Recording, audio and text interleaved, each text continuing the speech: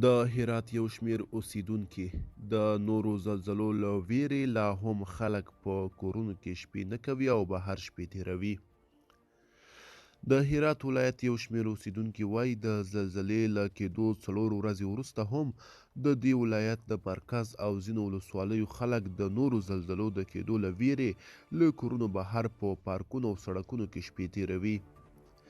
د هرات ولایت اوسېدونکی وایي د شنبې ورځ له زلزلې 4 ورځې هم وروسته خلک د بلې زلزلې د کېدو له امله په ویره کې دي.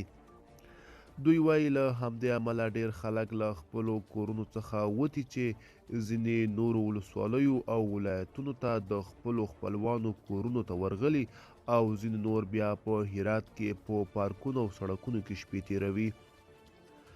د هرات ولایت یو اوسېدونکی فریدون ازادي راډیو ته وویل د هرات خلک اوس هم له خپلو کورونو بهر دي.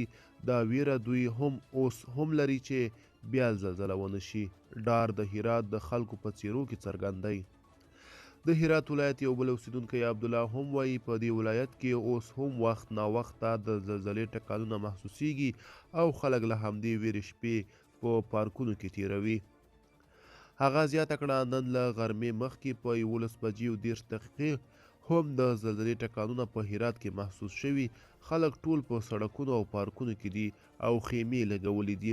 په ځانګړې توګه د شپې لخوا ټول خلک له کورونو راوځي او پارکونو، باغچو او ځمکو ته ورځي چې له زلزلې خوندي وي. د ملګرو ملتونو د بشري مرستو د همغږۍ دفتر یا اوچا او په سیمه کې د خلکو وایي چې په هرات کې له زلزلې وروسته د ژغورنې عملیات لا هم روان دي.